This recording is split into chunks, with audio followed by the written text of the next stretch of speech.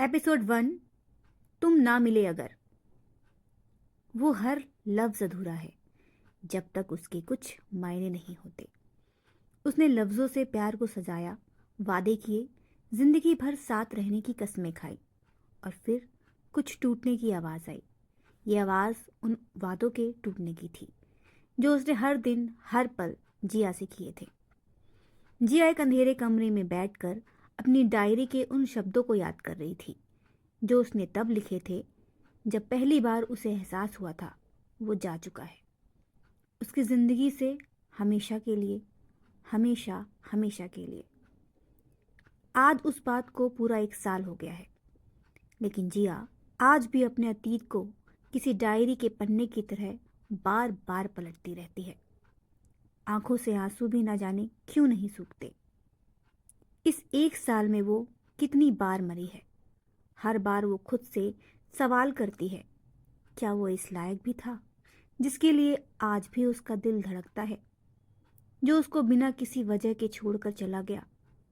उसके लौट के आने का इंतजार आखिर जिया को क्यों है? जिया ये सब सोच रही थी और उसके रोने की आवाज पूरे कमरे में गूंज रही थी। जितना अंधेरा उस कमरे में था, जिया को लगता था उसकी जिंदगी में भी उतना ही अंधेरा है। तभी तेज हवा के झोंके से कमरे की खिड़की खुलती है। जिया अपने गालों पर आंसू की बूंदों को पोंछते हुए उठती है। खिड़की के बाहर झांक कर देखती है तो बाहर तेज तूफान आया था। बिजली कड़क रही थी। बारिश बस आने को ही थी।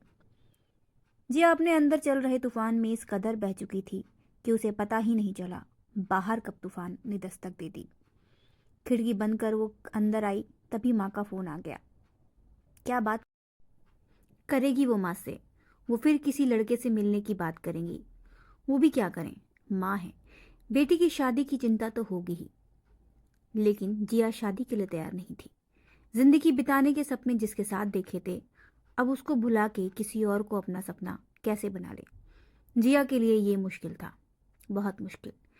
जिया ने फोन उठाया तो वहां से माँ ने बोला, बेटी शॉपिंग पर आई हूँ, तेरे लिए बढ़िया सलवार सूट पसंद किया है, वीडियो कॉल तो कर।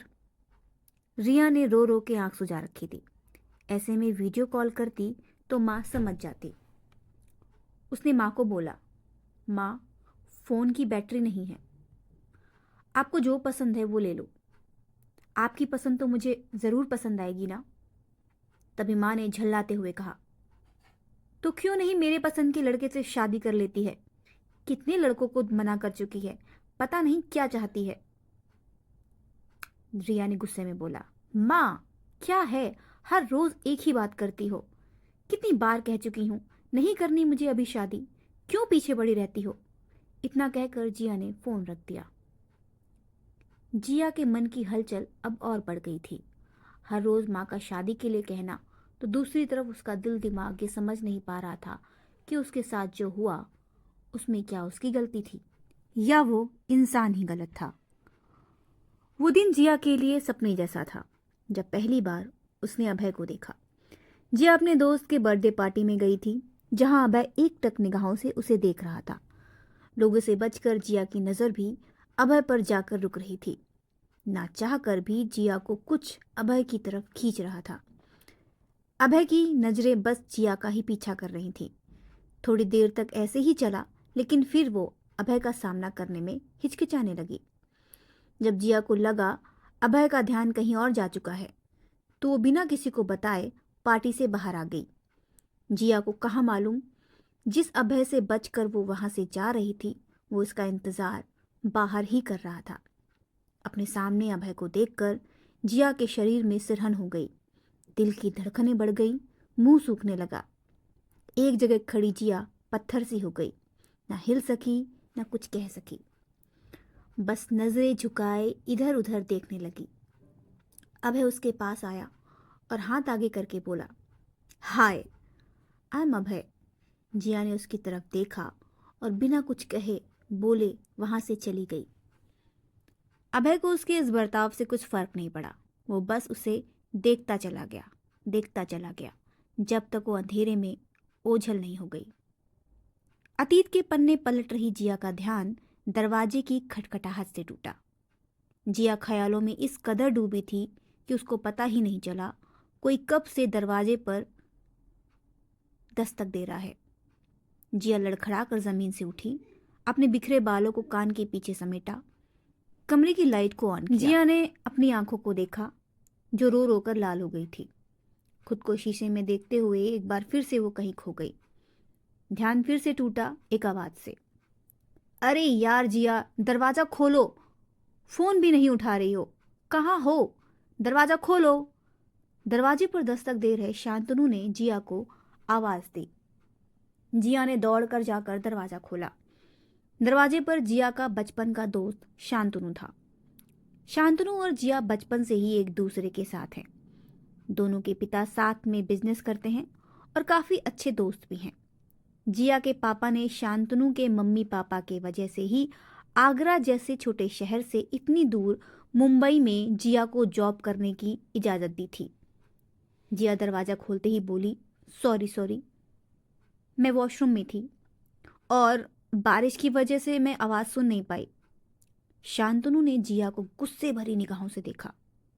अच्छा, वॉशरूम में थी तो मुंह धो लेती, ये सूजी आंखें और लाल चेहरा तो कम से कम ठीक हो जाता। जिया ने हिचकिचाते हुए अपने हाथ से चेहरा पोंछा और जुबान लड़खड़ाते हुए कहा, हट पागल, ऐसा कुछ नहीं है, कुछ भी बोल रहे हो। तभी शांतनु ने बेड पर पड़ी जिया की डायरी देखी और जिया की तरफ गुस्से से देखा और जिया को दोनों कंधों से पकड़ा, उसकी आंखों में आंख डालते हुए कहा, डोंट गो प्लीज, मुझे छोड़ के मत जाओ जिया। जिया ने खुद को छुड़ाते हुए कहा, छोड़ो शांतनु, मुझे दर्द हो रहा है। शांतनु ने पकड़ को ढीला किया, फिर जिया को छोड़कर दूर जाकर खिड़की के पास खड़ा हो गया। जिया उसके पास आई और बोली, क्या हुआ शांतनु? थोड़ी देर कमरे में सन्नाटा पसरा रहा। फिर शांतनु ने गहरी सांस भरते हुए पूछा, तुम लंदन जा रही हो और ये बात मुझे माँ से पता चली है। जिया ने कहा, मैं तुम्हें बताने ही वाली थी। कब बताती तुम जिया? शांतनु ने नाराज होते हुए कहा, तुमको पता है तुम दूर चली जाओगी इस ख्याल से ही मैं अंदर से बुरी तरह टूट गया हूं। लेकिन तुम क्यों सोचोगी मेरे बारे में? आज भी उस अभय की याद में खोई रहती हो। मेरे बारे में कब सोचोगी और क्यों सोचोगी? मैं हूं ही कौन? मुझे तो तुम दोस्त भी नहीं मानती, नहीं तो इतनी बड़ी बात क्यों छुपाती? शांतनु, मैं तुम्हें बताने वाली थी, हर बात पर अभय का ताना देना बंद करो। और आज किस तरह से बात कर रहे हो तुम? दोस्त हो ना? दोस्त हो तो खुश हो ना मेरी खुशी में। अच्छा मौका मिला है, जिंदगी में आगे बढ़ूंगी, तुमको तो खुश होना चाहिए, ना कि इस तरह से शिकायत करनी चाहिए। जिया ने गुस्से में कहा, मुझे छोड़ के आगे क्यों जाना चाहती हो? तुम रह लोगी क्या मेरे बिना? भूल गई हम बचपन से साथ हैं। तुम तो छोटी सी बात भी मुझे बताती थी। तुम्हारी हर खुशी हर गम पर मैं तुम्हारे साथ रहा हूं, और अब तुम मुझे अपने दुख बताती तो ठीक है, अब तो तुम मुझसे खुशी भी छुपाने लगी हो। शांतनु ने कहा। जिया ने गुस्से से लाल आंखों से शांतनु की ओर देखा और बोली, क्या हुआ है तुमको? कह तो रही हूं, बताने वाली थी। हर चीज में तुम्हारे अप्रूवल की जरूरत नहीं है मुझे। मेरे पापा जानते हैं, मैं जानती हूं, बस काफी है। जिया के ऐसे बर्ताव से शांतनु हैरान रह गया। थोड़ी देर चुप रहा, फिर बोला, ठीक है जाओ, लेकिन मैं भी नहीं पीछे मुड़कर तुमको देखूंगा।